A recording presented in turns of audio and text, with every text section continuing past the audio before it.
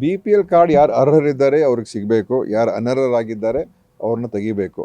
ಆ ಒಂದು ಪ್ರೊಸೀಜರ್ ಪ್ರಕಾರ ಅವರು ಸರ್ಕಾರ ನಮ್ಮ ಇಲಾಖೆ ನಾನು ಆಹಾರ ಸಚಿವನಾಗಿದ್ದೆ. ನನ್ನ ಕಾಲದಲ್ಲಿ ಸುಮಾರು 20 ಲಕ್ಷ ಹೆಚ್ಚು ಕಡಿಮೆ ಕಾರ್ಡ್ಗಳನ್ನು ನಾನು ರದ್ದು ಮಾಡಿದ್ದೆ ಬೇರೆ ಬೇರೆ ರೀತಿಯಲ್ಲಿ.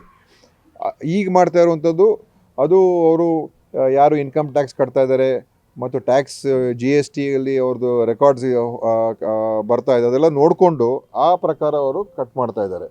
ಅದಕ್ಕೋಸ್ಕರ ಈಗ ಅರ್ಹತೆ ಇರೋರಿಗೆ ಏನಾದರೂ ಅದು ರದ್ದಾಗಿದ್ದರೆ ಅವ್ರಿಗೆ ಮತ್ತೆ ಕೊಡಿಸುವಂಥ ವ್ಯವಸ್ಥೆ ಕೂಡ ಮಾಡಬೇಕಾಗ್ತದೆ.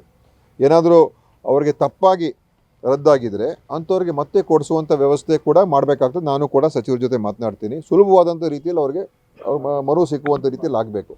ಆದರೆ ಅನರ್ಹರಿಗೆ ಸಿಕ್ಕಿರುವಂಥದ್ರಲ್ಲಿ ಮತ್ತೆ ಕೊಡೋದ್ರಲ್ಲಿ ಅರ್ಥ ಇಲ್ಲ, ಅದು ನಾವು ಕೊಡಲೂಬಾರ್ದು. ಇಲ್ಲ, ಅವರು ಆ ಆಧಾರದ ಮೇಲೆ ತೆಗೆದಿದ್ರು ನನಗೆ ಗೊತ್ತಿಲ್ಲ. ಯಾಕೆಂದರೆ ಕಾರ್ ಇದೆ ಅಂತ ಹೇಳಿ ತೆಗೆದಿದ್ದಾರೆ ಅಂತ ನಾನು ಅಂದ್ಕೊಂಡಿಲ್ಲ. ನನಗೆ ಗೊತ್ತಿರೋರಿಗೆ IT ರಿಟರ್ನ್ಸು ಮತ್ತು GST ರಿಟರ್ನ್ಸಲ್ಲಿ ನೋಡಿಕೊಂಡು ಅದರ ಪ್ರಕಾರ ತೆಗೆದಿದ್ದಾರೆ ಹೊರತು ಕಾರ್ ಇದೆ ಅಂತ ಹೇಳ್ಬಿಟ್ಟು ತೆಗ್ದಿಲ್ಲ ಅಂತ ನಾನಂತೂ ಅಂದ್ಕೊಂಡಿದ್ದೀನಿ. ಇನ್ನೊಂದು ಸಲ ಬೇಕಾದ್ರೆ ನಾನು ಮಂತ್ರಿಗಳ ಹತ್ರ ಮಾತಾಡ್ತೀನಿ.